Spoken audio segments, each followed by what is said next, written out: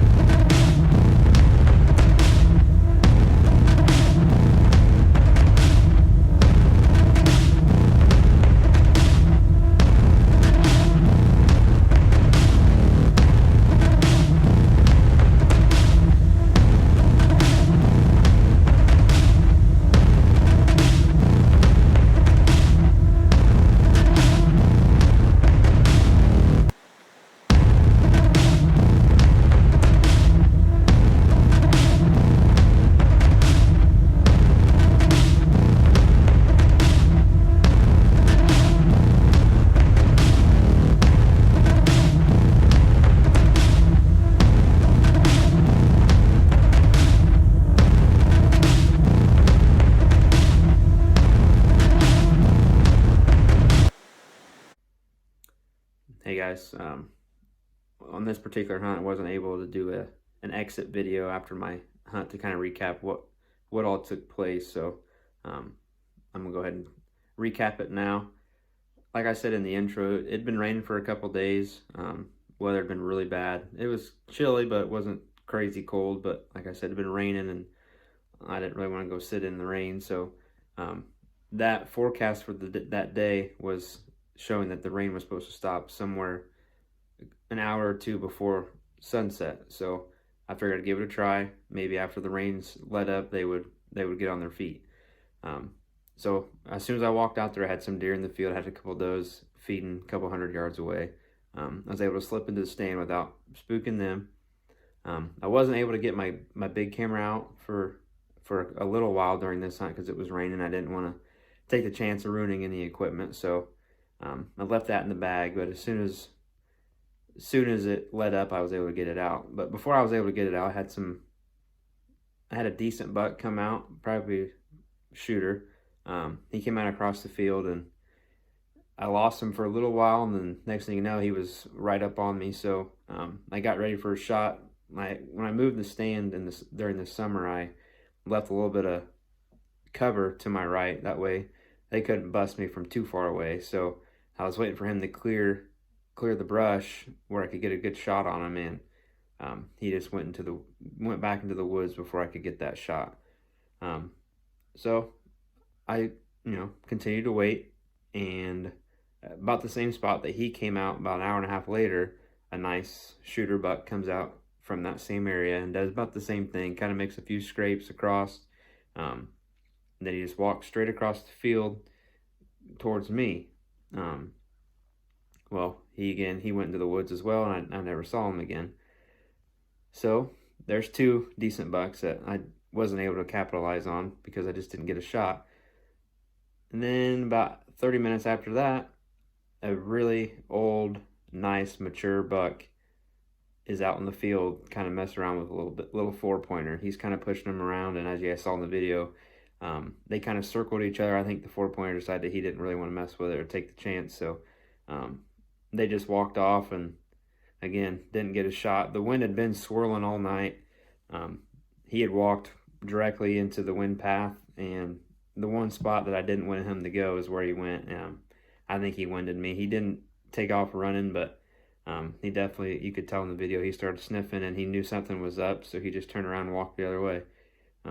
So fast forward to, I remember looking at my phone. I had 3 minutes of shooting light, legal shooting light left, and I had a group of does right in front of me, about 20 yards. I heard something coming out of the woods to my left, so I looked, and it was the bigger one that I had that was out there with the 4-point, but it was one I had right before that. He had popped out to my left, and as soon as the does saw him pop out, they all took off running, and he followed. So had two opportunities that were very, very close. I was almost able to capitalize on, but I couldn't quite get it done. So probably my favorite hunt I've ever had without being able to harvest a deer. It was just a lot of action, nonstop movement. It was just fun.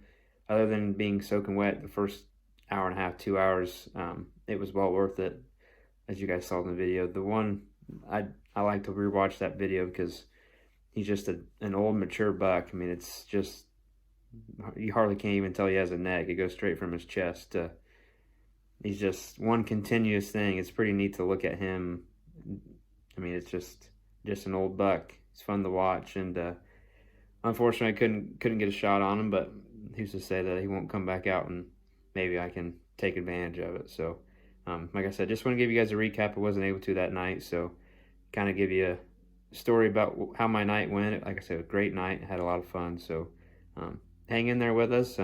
Flood's the only one so far has got one down, but I think we're all the rest of us are really starting to see more movement and more deer. So, just hang in there, and we should have another blue line buck down. Thanks, guys.